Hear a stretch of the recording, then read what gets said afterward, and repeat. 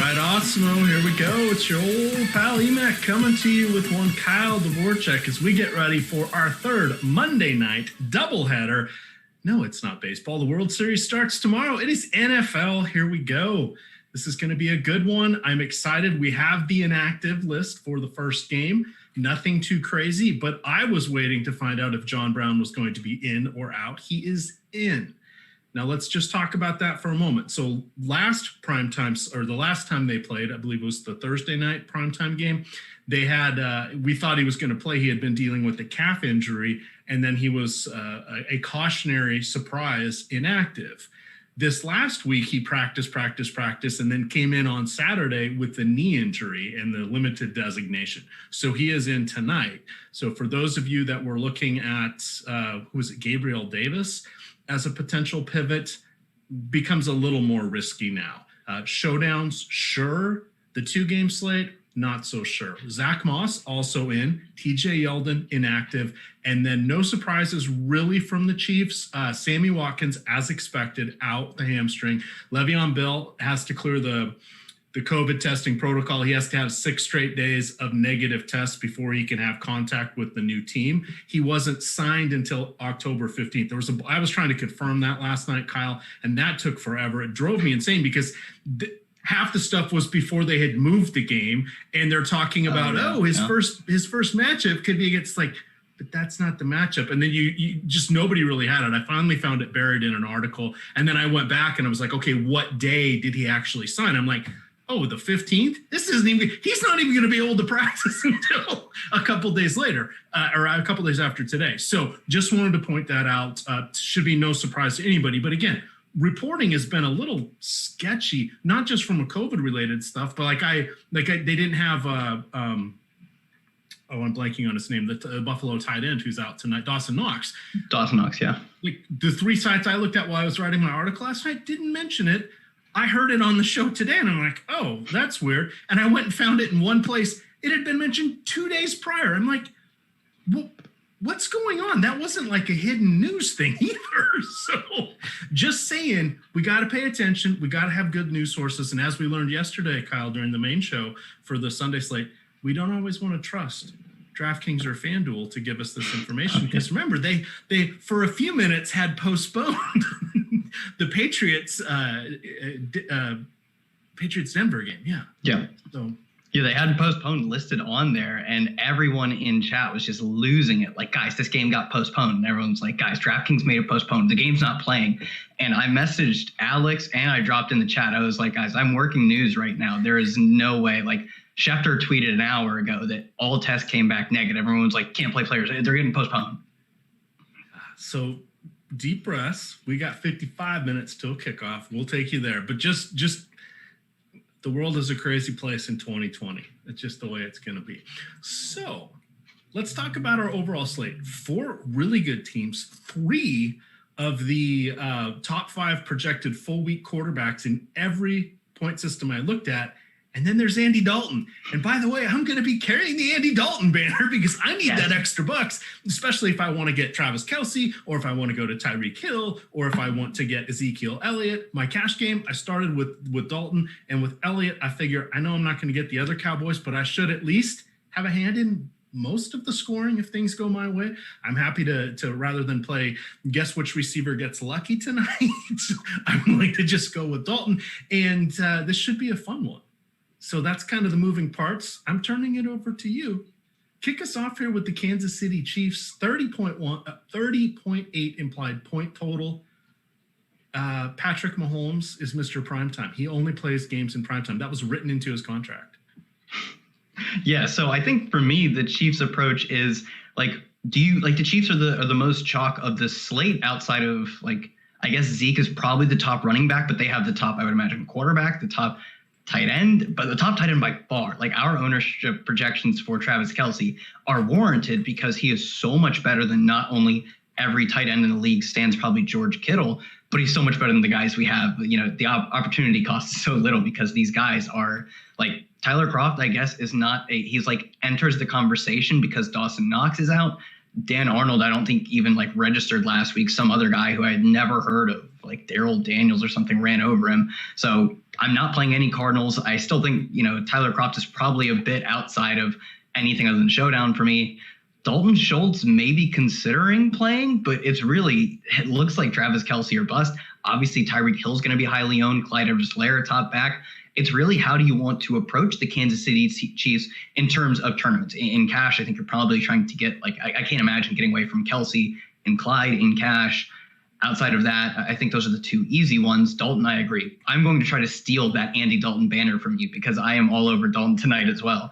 But yeah, it's just your tournament philosophy. For me, I'm actually going to probably come in lower than the field on Patrick Mahomes, just because I do think there are scenarios in which Clyde Edwards-Helaire scores multiple times, or the defense, and this Kansas City defense has played quite well.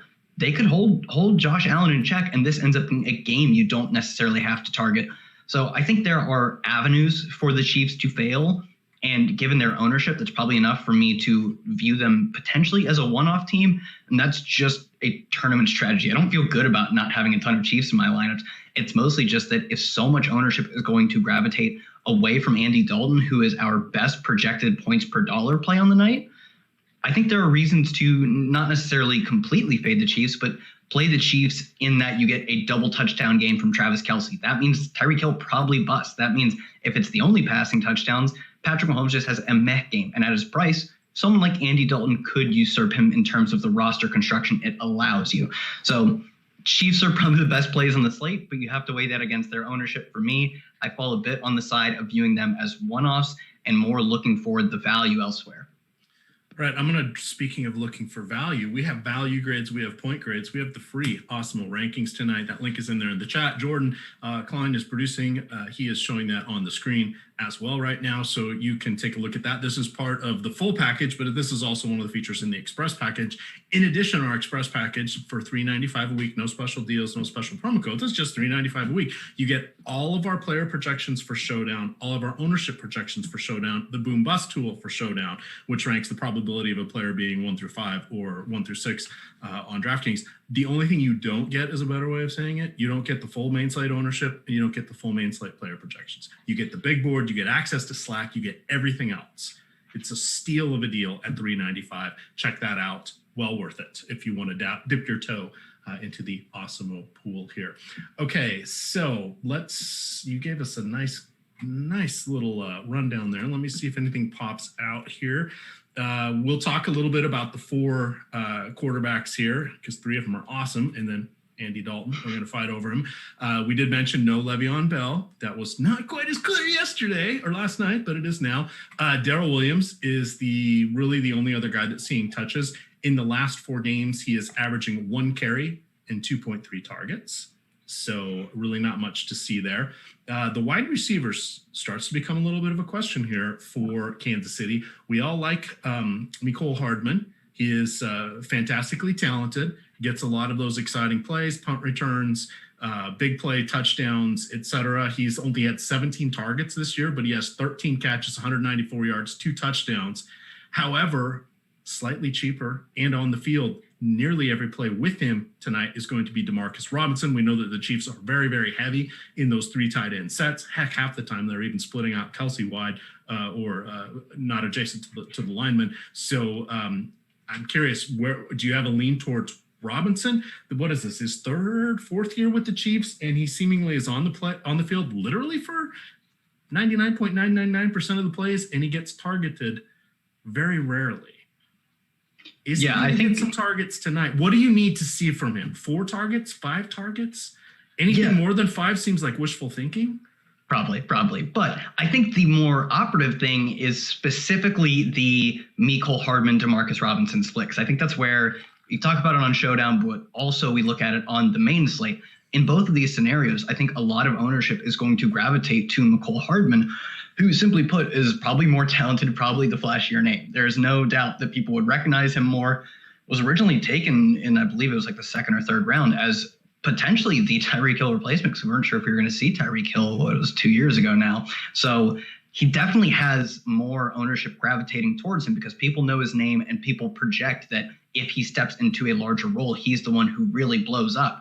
And I think that is probably the immediate outcome, but I think it is very close, the split between him and Robinson. I mean, last week, Robinson ran more routes and got more targets than him. And like Mecole Hardman is a guy who has basically exclusively been used as a mix of like a 3/4 receiver on special teams. Like they don't seem to, despite the fact that he makes so many splash plays, they don't care. They keep him in the role that he has been in. So I think to me, that says that sure, with Sammy Watkins out, his role will tick up a bit too, but it won't tick up that much more than as will DeMarcus Robinson. So when you can get Robinson for cheaper and lesser owned, frankly, I think we just can't be confident what is going to happen, but our ownership projections are fairly accurate. And they say that people like Mecole Hardman. So I'm going to go the other direction, save some money. I don't have a ton of either of these guys because I think it is truly like a number 2 tight end by committee, or number 2 receiver by committee, when they already have 2 very talented pass catchers ahead of both of these guys.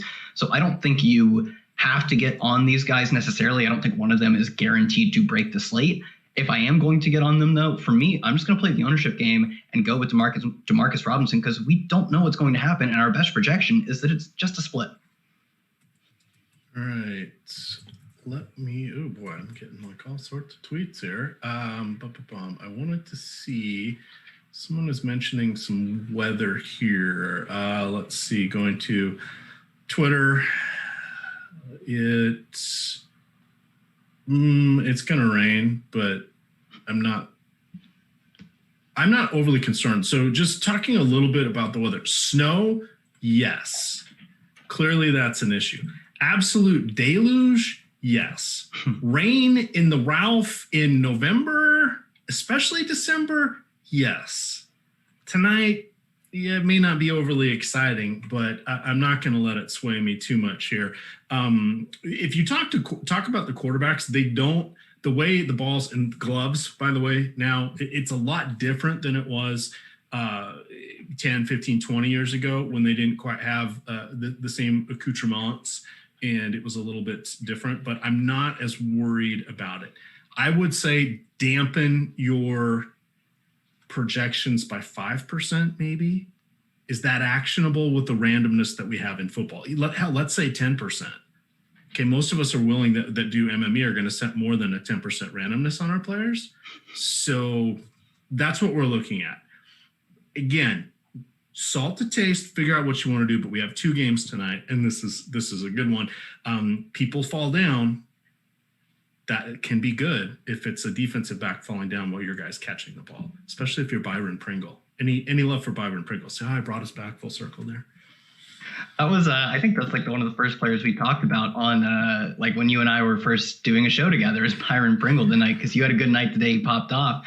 And I don't know, you can get on the field. He's certainly worth a look in Showdown. In terms of the weather, it kind of reminds me of the way that we tend to talk about cornerback matchups, where like so much goes into a single game, a single snap. There are so many variables that looking at the cornerback matchup, when you could more prioritize the offensive efficiency, the overall target volume a player will see, and ownership projections, it seems like you've probably dove way too deep if you were really finding yourself analyzing like how much rain there is going to be outside of outlier scenarios. Like if there's like 30-mile-an-hour winds, I know winds, when they do get to a certain extent, are like statistically significant in how they impact quarterback play. And we've seen, I want to say it was like Colts Bills a few years ago. That was one of the snowiest games ever, and both the teams ran like 15 pass plays. But I do think you would probably see that reflected in like some very late heavy line movement. We still have a 45.5 point total on the Bills Kansas City game. So unless like in the next hour that starts plummeting because a downpour comes through, Vegas says to not be too worried. We should still see a lot of points in this game. So I'm going to take them at their word. They're quite hard to beat, in fact.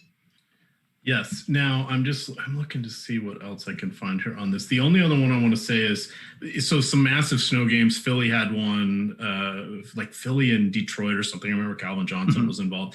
Okay, that was a bad one, but there was also like a freaking foot of snow, and nobody really reported it, which was the annoying thing. And this was in the earlier days of DFS. It was during a live final, and you had people in the live final playing Calvin Johnson, and then they got to the game and go, "Oh, can you guys believe the snow?" And everybody's like, "Oh my, it's accumulating inches plus like on the field." That was a bad one. And then I remember Seattle in Kansas City. Warren Moon was the quarterback for Seattle, and it was raining so hard it looked like creeks were coming out of the stadium down the aisleways.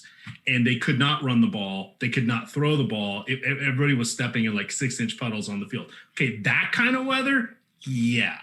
I don't think we're getting that tonight. I think we're getting the annoying kind, not the detrimental kind. So I do want to put it in perspective for everybody there.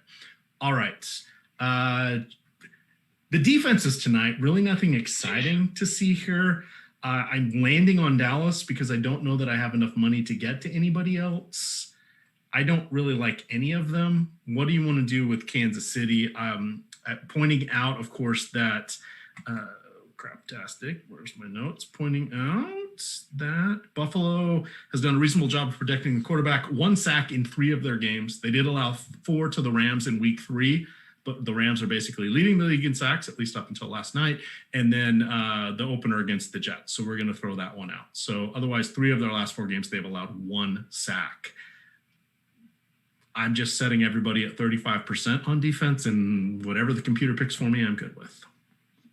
Yeah, defense is kind of tough this slate because you like the one maybe obvious place to target would be to try and get against Andy Dalton, because if you look at all the quarterbacks on the slate, you said it, we've got 3 star level quarterbacks and Andy Dalton, but like you have to pay up both in cost and ownership so much for that I don't think you gain a massive advantage. So for me, I think I agree. I don't have any strong preferences on defense. Potentially Kansas City. I mean, they're number 11 in sacks, number 12 in takeaways. And we saw last week, Josh Allen still has a little bit of that, giveaway potential in him. But I don't have any strong leans on defense. I think that's one of my preferred spots.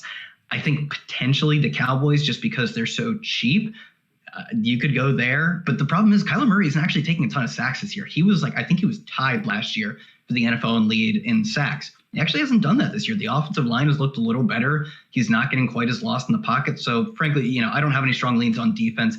It's such a random position that I think facing off against Kyler Murray, who could take sacks, but maybe won't, as a cheap option is probably where I'd go, just because there are a lot of good studs to play. Maybe a tiny bit contrarian be to go Kansas City, because I think people would prefer to not play defenses in that game, because that game has all of the star players for the most part. So I will say this, so kind of jumping ahead, because this is hitting on the defense is a good idea, because people, as they start to build their lineups, may have a few hundred left or may have to go down a few hundred to get the player they want. So yeah, I'm rolling with Dallas. I don't feel thrilled about it. Murray has been sacked 8 times this season, once in each of the last 3 games. Dallas is 19th in the league with 10 sacks. They only have 3 takeaways. Yeah, I'm hoping they don't go negative. Know your scoring systems. On DraftKings, the most you can lose is -4, but you can see where the breakdown is. You get to that -4, I can't, 32 or 35 points, I can't remember. But you start to go negative points at 27, I think it is. So I'm just going off the top of my head. But just know it is capped at some point. But look at everybody else on here, as Kyle was saying here. It's too hard to tell. I mean, on the season, Mahomes has been sacked 6 times with 1 interception. The Chiefs have 2 fumbles. Okay, so Buffalo not really exciting on defense. Despite dropping back 50-plus times a game, Dak Prescott was only sacked about twice per game, which is barely any. Now, Andy Dalton, he's behind that offensive line, okay? This is not Cincinnati, and Dalton's a veteran quarterback, so he's not going in there scared. So I feel while he's not as mobile as Dak, I feel his ability to avoid sacks is probably comparable. So there is really no great defense here. You're hoping you get the touchdown, the return touchdown, the pick six, the scoop and score, one of those things. So just wanted to get that out of the way. Now, let's get to Buffalo here. We have Kansas City passing defense as a top 5 DVO rating. However, their opponents get them with volume. No surprise there. Last week, it was Derek Carr with over 300 yards. In week 2, Justin Herbert started surprising to himself because Tyrod Taylor had a punctured lung while getting a pain-killing injection for a rib injury. So Herbert had 311 yards in his unplanned debut. However, the Chiefs has only allowed 7 touchdowns through the air.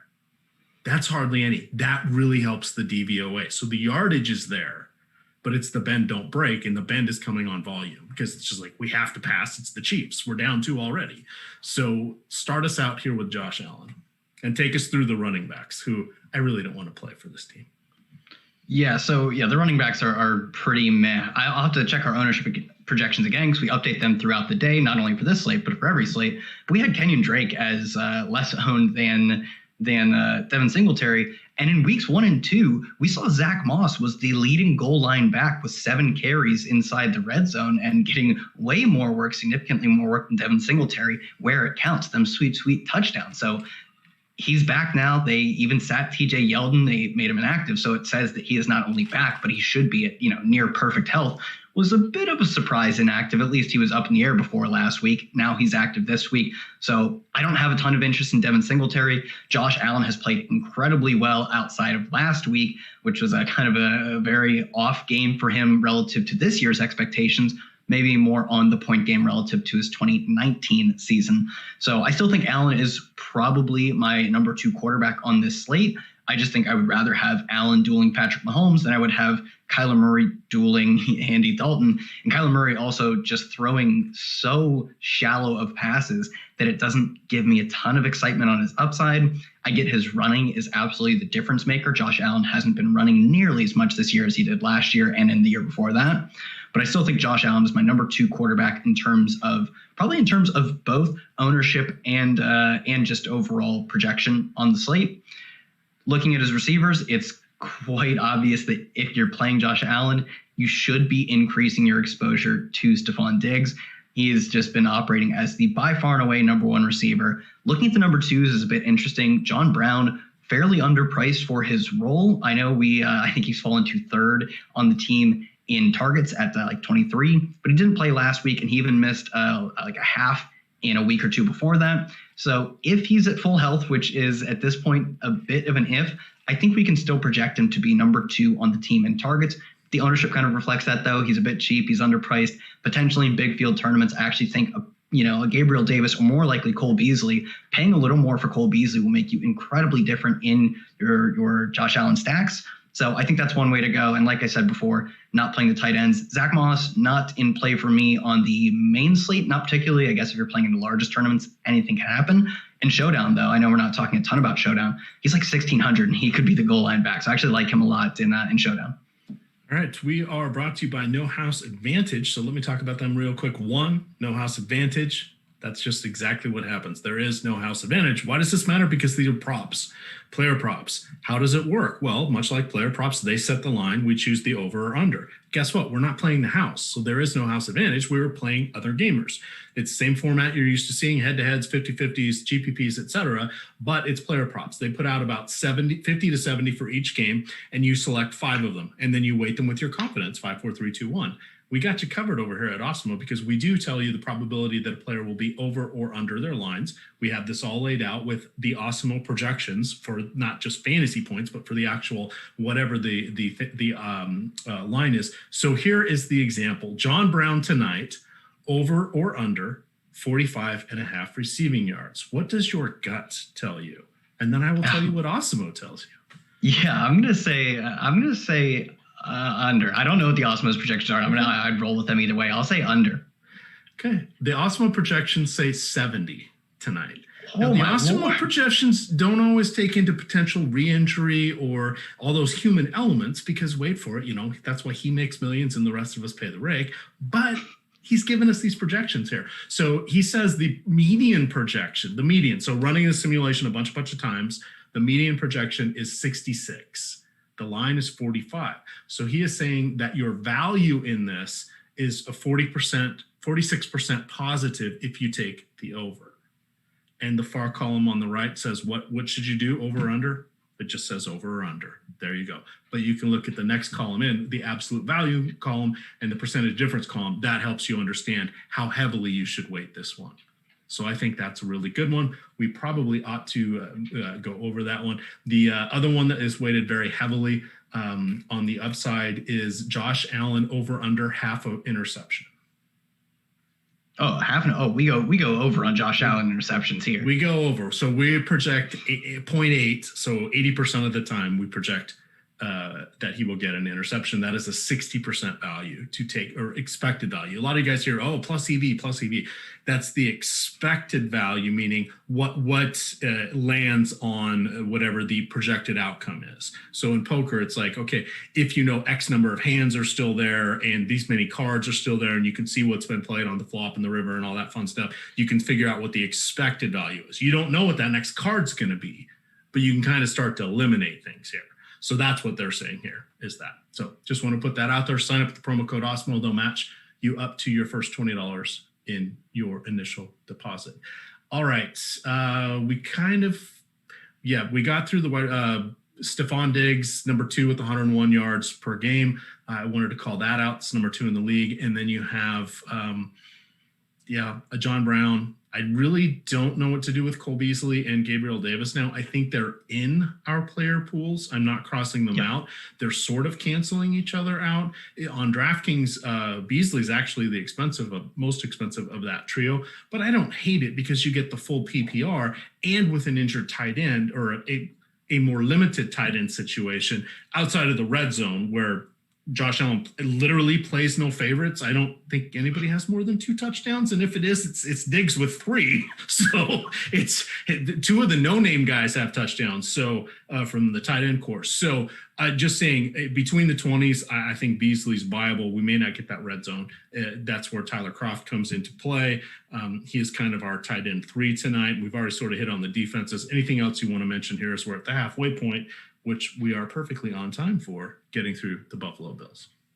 Beautiful. Yeah, I think you laid it out. I would imagine that the 3 wide set almost certainly looks like, John Brown and Diggs on the outsides, Cole Beasley on the inside. They could run some 4 wide, especially like you said, without their full setup of tight ends, which they've done a decent job working in. Both Knox and Tyler Kroft, I think, had a double touchdown game at some point. Tyler Kroft had an impressive, I believe, his rookie year last year. Without these, Tyler Kroft, I said Dawson Knox had an impressive rookie year last year for the expectations we set for a tight end in his rookie season. Without him, I think maybe we see a little more 4 wide, but it's more likely that Gabriel Davis just gets on the field by rotating in, and especially with John Brown ailing, maybe we see a little bit. But I do think Cole Beasley probably is not the deepest I would go, but when you're talking about like single entry 3 max, I think Cole Beasley is not out of the realm of possibility, even for smaller field tournaments or just single 3 max type tournaments. Gabriel Davis kind of falls on the other side of the ledger, where I think you're only really getting to him if you're playing 20 or more likely 150. Yeah, and by the way, Gabriel Davis perfectly fine, and would have been a guy we spent a lot of time talking about if Brown was out. We are assuming that they're playing Brown because he is reasonably healthy enough that he should get typical workload. We know our pal Smokey suffers from a variety of maladies, and we don't wish those upon anybody. And we know he does have some in-game injuries, but he is still a fantastic deep threat. And when everything is clicking, it just takes one. And he's got one of the best big arm quarterbacks that he's ever played with. So we'll put it there. All right, on to the second game here. That would be the Arizona. Well, I know who it is. I'm buying myself time to get to my notes. That would be the Arizona Cardinals at Dallas. So here's the first consideration. So Dallas is leading the league with 74.5 plays per game. The Cardinals are not that far behind. They're 9th with 67.5 per games. Dallas opponents are averaging 69.8 plays per game, which is the 3rd most. And this all lines up nicely for Kyler Murray. However, there is no Dak Prescott. Andy Dalton, completely competent quarterback, probably better than half a dozen of the actual starting quarterbacks at this point. He's not terrible. He's not going to lead you to the playoffs, but he's never had talent like this around him. Literally 3 essentially Pro Bowl caliber receivers and one of the top 5 running backs in the game. This is a great spot for him. He's not a big arm, but he knows how to get the ball deep. He's going to know what to do in a lot of cases. However, Coach Mike McCarthy, if I remember, he likes to run the ball. He's got Ezekiel Elliott. He's got a new quarterback for his system, veteran quarterback overall. How much slower? And it kind of has to be slower than what they've done because they're not going to throw 50 times a game like they did with Dak. But are you whacking off any? That was a poor choice of words. Are you? Damn it. That's going to be a video clip somewhere. Are you eliminating some of the potential plays based upon the fact that they will be controlling the clock? CLOCK, making sure I enunciate that correctly. Yeah, it's definitely a downgrade, and part of what made you guys can't see this, but Jordan is literally beside himself behind the glass here. Yeah, so I don't know what I was going to say. So anyway, let's just end it now. We're done. Yeah, cut the feed, delete the tapes. Yeah, so I think we'd have to project some downgrade, but largely, or at least a decent amount of why they were passing so much and playing so fast is because they had no other choice. They were giving up more points than any other team in the NFL. I believe they were also bottom 10 in yards allowed than any other team in the NFL. When you're giving up, more than 30, 35 points a game, you really have no other options but to air it out and play fast. They are the fastest team in the NFL by seconds per play, with a considerable gap between them and number 2. They're also number 2 in pass percentage, meaning they pass on, I think it's about 66%. So they play fast and they pass often. That is a recipe for success. And although I'm sure they would love to grind Zeke down like Derrick Henry, 30 carries a game, they just don't have that luxury until their defense can mount some sort of stopping power. And I think they get Leighton Vander Esch tonight. I don't really care. It doesn't change too much for me. I think in general, if Kyler Murray is going to go out and put up points, that is a great thing for Andy Dalton. I think he's going to probably attempt 40 plus passes in this game. Maybe not quite to I think it was like 47 average they've been before this. But I think because of his volume and because he's going to throw to the best pass-catching trio in the NFL, plus one of the better pass-catching running backs, plus Dalton Schultz, who's looked fine in his own right, Andy Dalton's simply one of the best quarterback plays if there are like a lot of quarterbacks on this slate. Easily the best points per dollar play in our projections, and the guy I am most confident going over the field on to really figure out which weapons you want to run him back with, because there are a lot of weapons. So I'm going to have a lot of different mixes of Andy Dalton lineups. And on the other side, I don't think Kyler Murray is a bad play by any means. He kind of just falls into this no man's land where if I'm paying up ahead of Andy Dalton, I'd kind of rather tap into the other game, which I think has more or at least as much shootout potential. And I don't think Kyler Murray necessarily one of the advantages of stacking is that when you stack a quarterback, 2 players, and an opposing player, if one hits, you greatly increase your probability of the others hitting. You really only gain that advantage with Kyler Murray and DeAndre Hopkins. Christian Kirk has played quite poorly. His yards per target is low, but they're not putting Andy Isabella in over him. And Larry Fitzgerald is just a corpse running around doing routes that never get targeted. So the correlation you think that the 6.9 yards per catch for Larry Fitzgerald is bad? His yards per catch is lower than Christian Kirk's yards per target, which is also bad. Yeah, it's a disaster. All right, chat. We got 1,000 people laughing at me right now. Let's hit the like button and also that subscribe button. We're doing a little bit of a call to action here. Lower red button, bottom right corner. Just hit subscribe. Helps us out. Lets Google know that the people watching our show are also subscribers. So you guys are definitely rabid fans. And that helps us get better placement within the various Google, Google owns everything, within the various placement of YouTube algorithms. And what would you like to watch next? So please, come on, pay back your old pal with a few subscribes and some likes, please. Okay. Oh yeah, just great. And now I've closed out I got flustered there. I closed out my notes. Let me get those back here. Let's see. All right, so let's talk. We're gonna spend a moment here on the running backs. I want to understand. So I said Chase Edmonds could be this year's Kenyon Drake. It's true, and I went on to go look at the pricing. I'm like, I'm going to talk about how I'm playing Edmonds because of the discount. There is no discount. He is $100 more on DraftKings, $100 less on FanDuel than Drake. I still prefer Edmonds a little bit here, especially on the full PPR. But I want to ask you this because they actually make us choose on DraftKings tiers. So this is the full PPR. We have to choose between Gallup, Singletary, Edmonds, and Drake. The chalk play feels like Drake. The game log looking person is going to pick Edmonds. I like Gallup, but I don't want to go there because it's not Dak, it's Dalton, and I don't think they're going to throw 50 times a game. I think they're going to throw 35-ish times per game, and there's a lot of other options. I don't like Singletary because Zach Moss is back, so now I'm back to Chase Edmonds. This is like four-way prisoner's dilemma. Is there a right choice here? I think there are two choices I would argue for. I would argue for Kenyon Drake because although the passing game role is non-existent, he just isn't really going to get more than one or two targets. He's like LeGarrette Blount as a pass catcher or something. That's kind of fine given that he has seen 81.7% of the running back carries. When you factor out what Kyler Murray does with his legs, when they run the ball, it is almost exclusively with Kenyon Drake. And although that hasn't resulted in any smash games, when you know he's going to pile up 15 plus carries in every single game, it's quite enticing at his very low price. And his ownership isn't egregious. I think he's one of the better value plays, although his projection is a bit fragile because if he gets 70 yards and doesn't catch a pass and doesn't score, you just draw dead. It also does include a lot of carries on a team that is projected to score a fairly decent amount of points on a slate with a lot of points, admittedly. So I think Kenyon Drake is probably my play in terms of him versus Edmonds. You could lump Singletary in there. Outside of that, I don't think really considering any other like third runners on the main slate.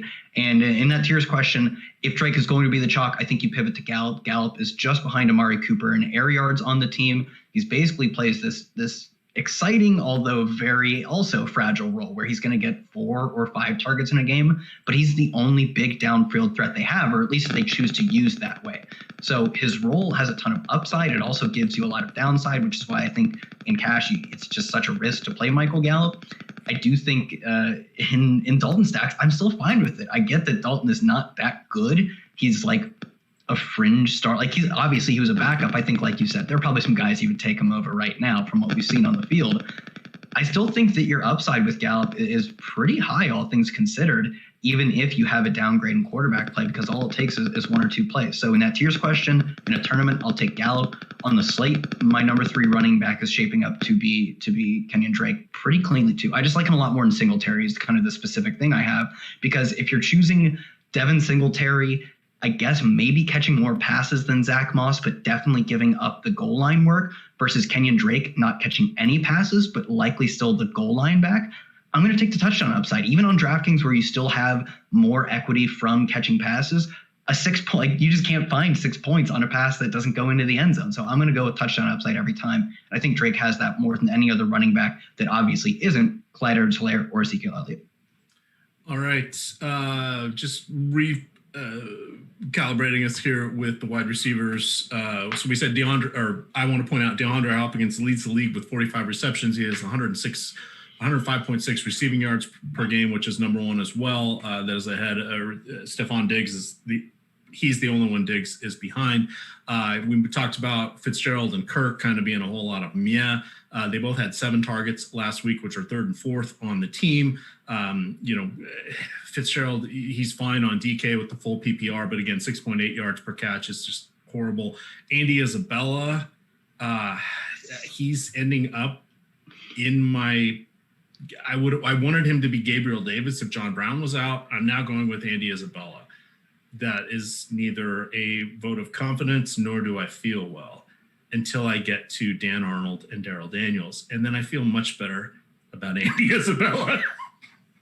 Dude, I love Andy Isabella. Don't get me started on Andy Isabella. I was so disappointed in how they used him or literally did not use him at all last year. Yeah. And in my best ball teams, I had 20% died on the vine. That is brutal. Yeah, so I guess if you know the end of the Isabella story, I don't need to preach it to you. Coming out of UMass was an incredible small school prospect, like crazy dominator, crazy breakout age, basically checked all the analytics boxes that do have some sticky power in their ability to predict future NFL success. And then we see the draft capital come through on Andy Isabella. Oh, baby, I was so excited.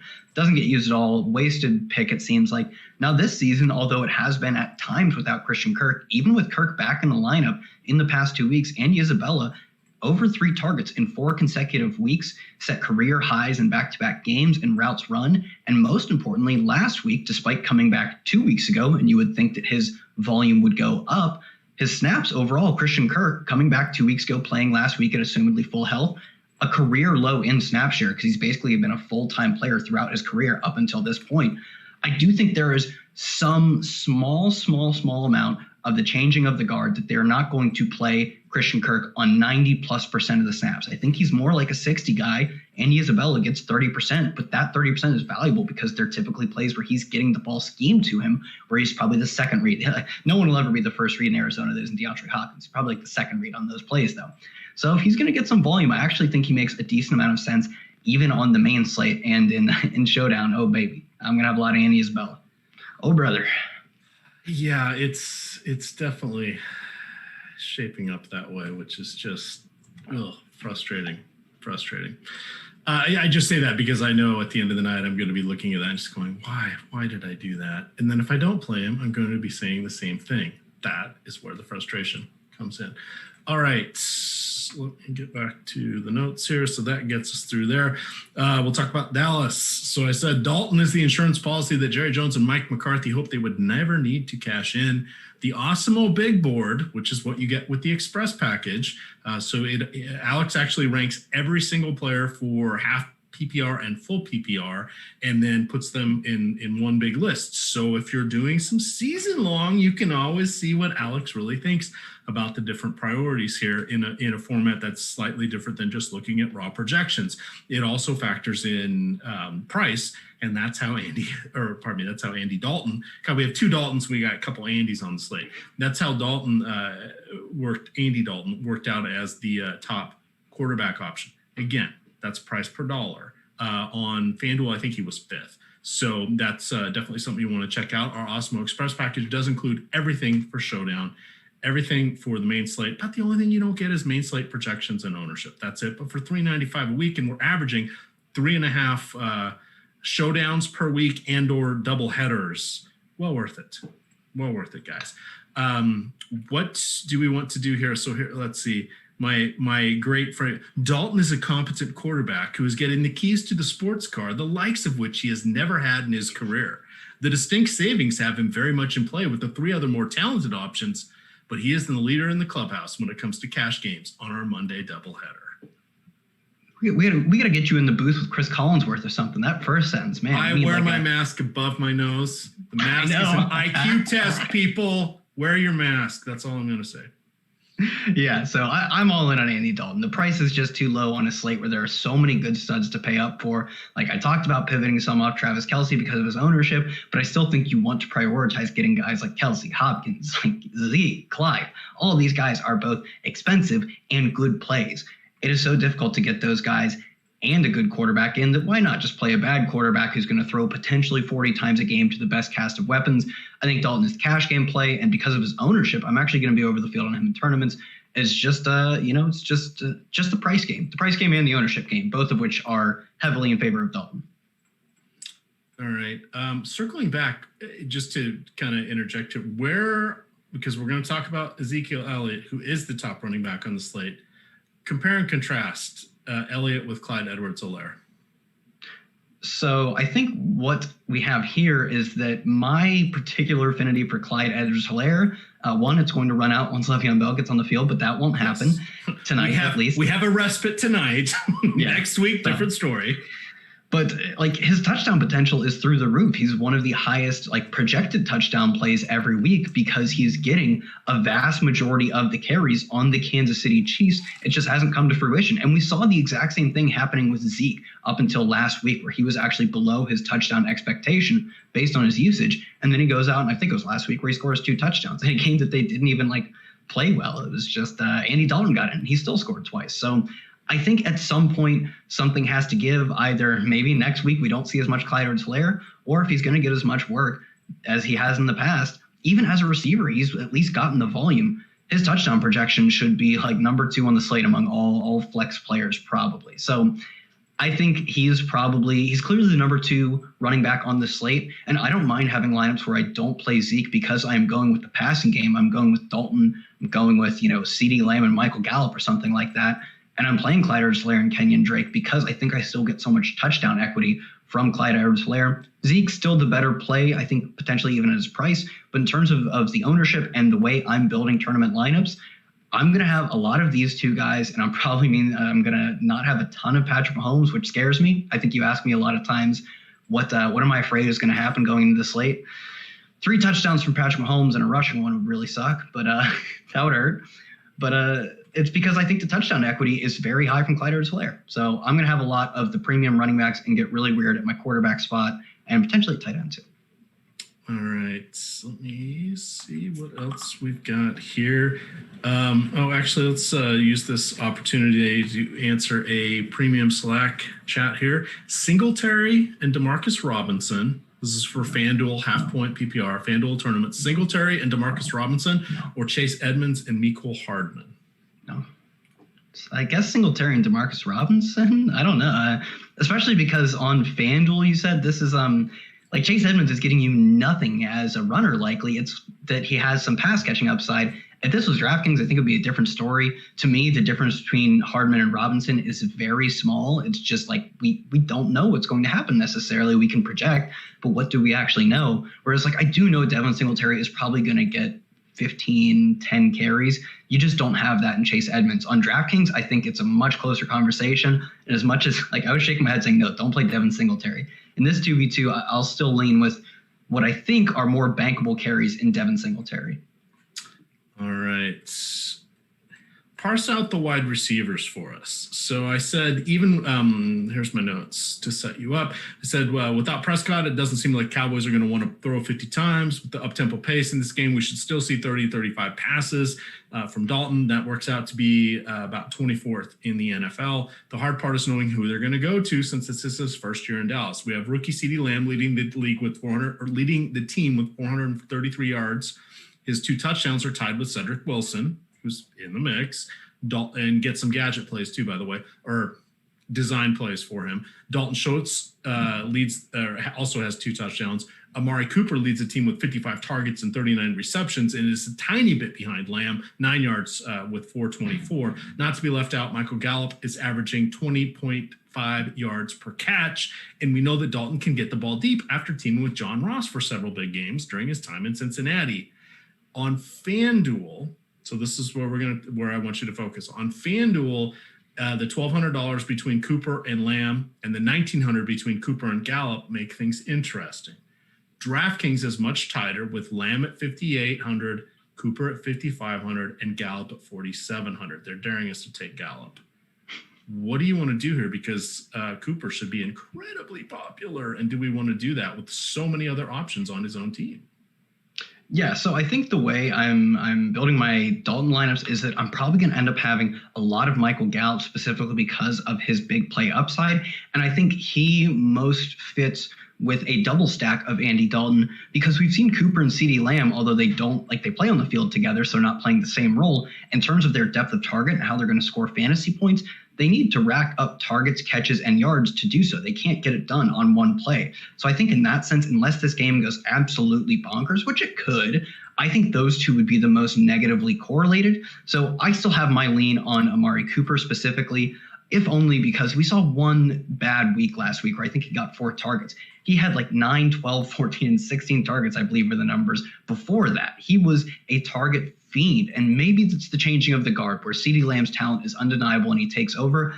But I still lean on a prior of Michael Gallup being great and a prior of him starting the season as the clear number 1 receiver to the point that I still think I'm going to be playing him over CeeDee Lamb. And I like pairing him with Michael Gallup because I think they score in different ways that don't negatively correlate.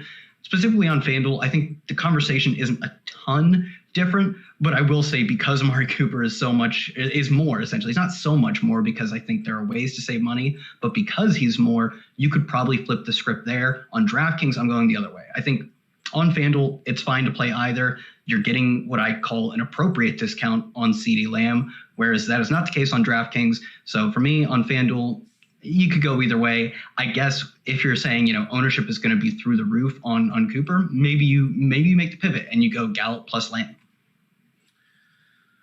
All right, that takes us to back to where we started. If we were in Rome, Greece, if we were in the ancient empire, it would be nunc pro tunc, which means back to the beginning.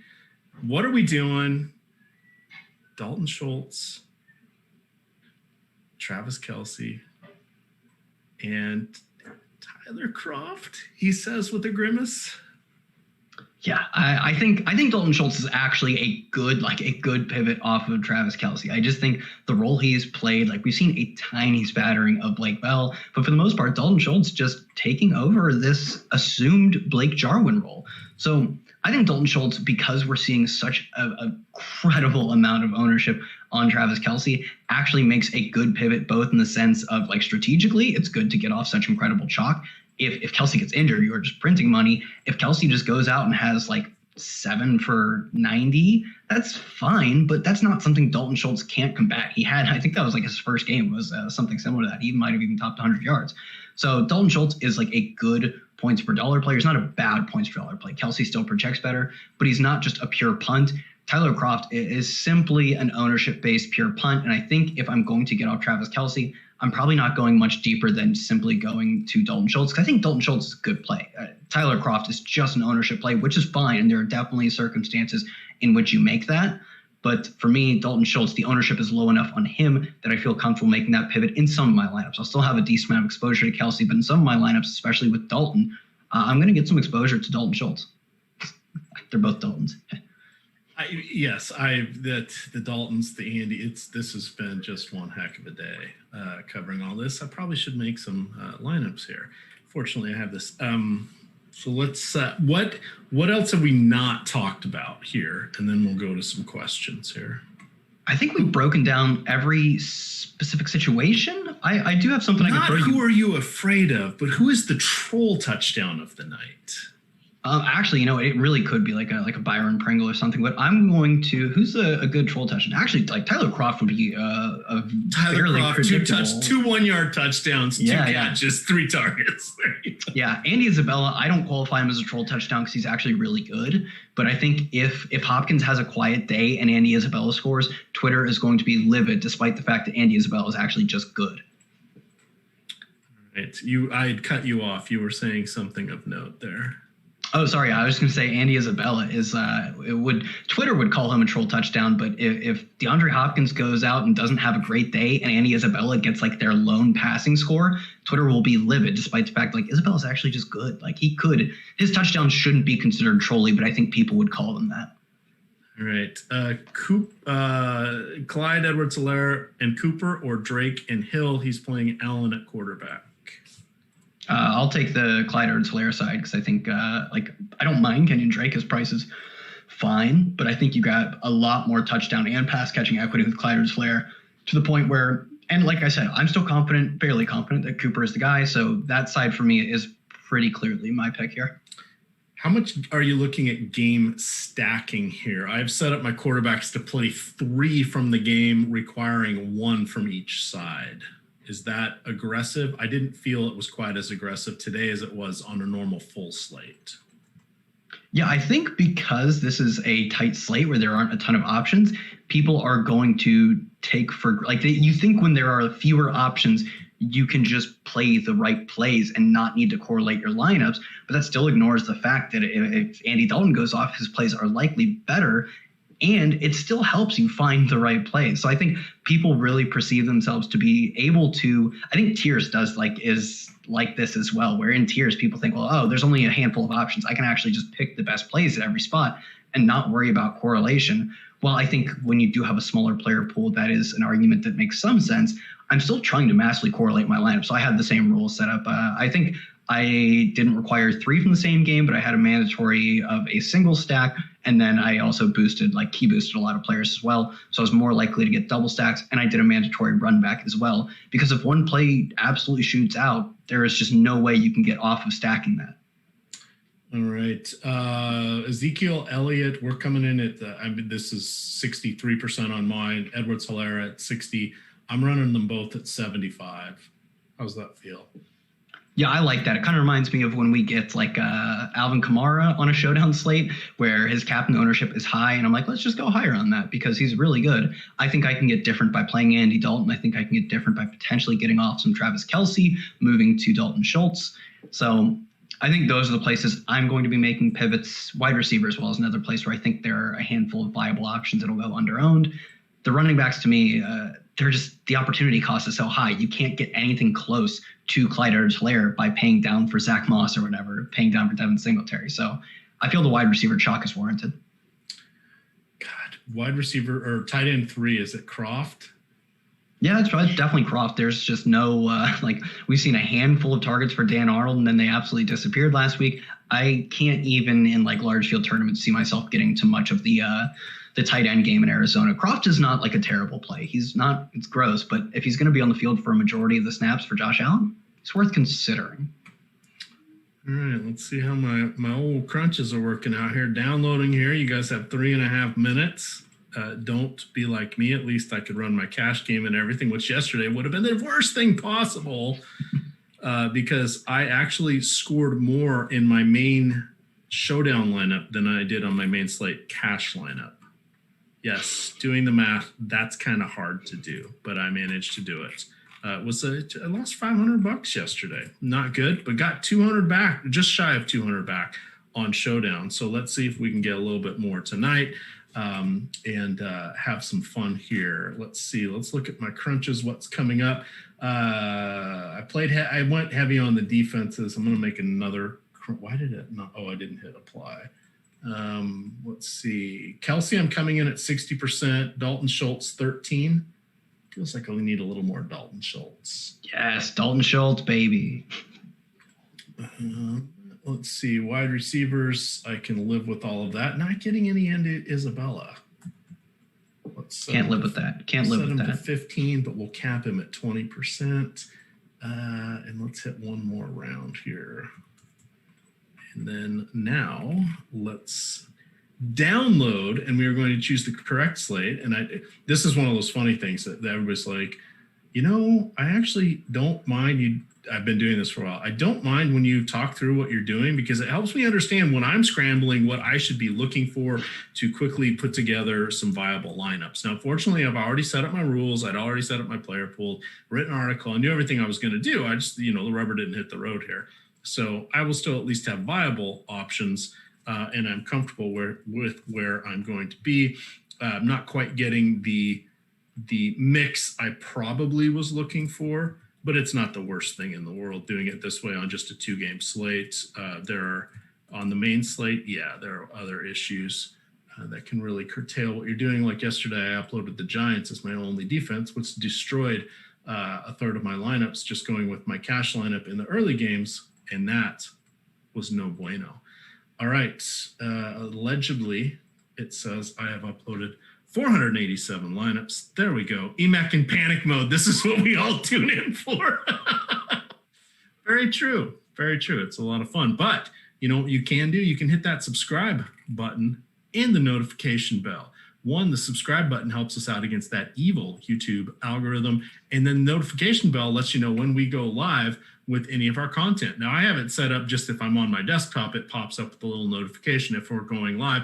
It's not that intrusive at all because we get pop-ups all the time, frankly, but we are going live 4, 5, 6 times a day with all the content that we have. That is actually going to continue, not quite 5, but probably 3, if not 4, once we are done with baseball, because we are going to be looking at some esports once again. We're going to have multiple NFL shows. And of course, college sports are going, or football in particular, is going to be much more prominent in everything. If you are into sports betting, we've got you covered there. We have Awesemo Odds, which literally gives you free content for all of the different sites, the wagering sites that are offering sign-up bonuses, boosters. Also, Laffy says it best. They couldn't give more money away if they were trying.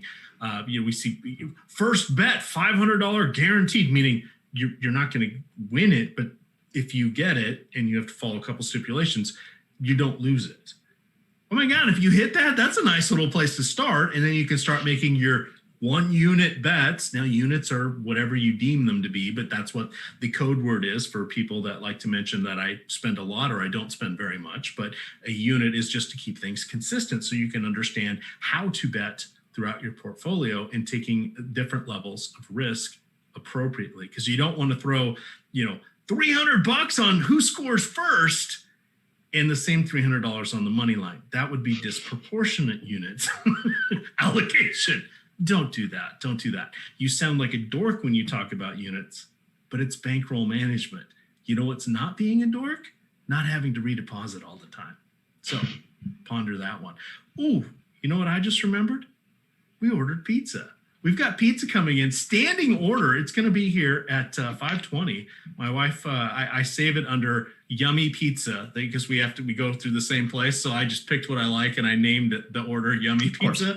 And she logged in under her and she's like, "What the hell do you always order?" I'm like, "Oh, I always pick the one I have." She goes, "I can't find it."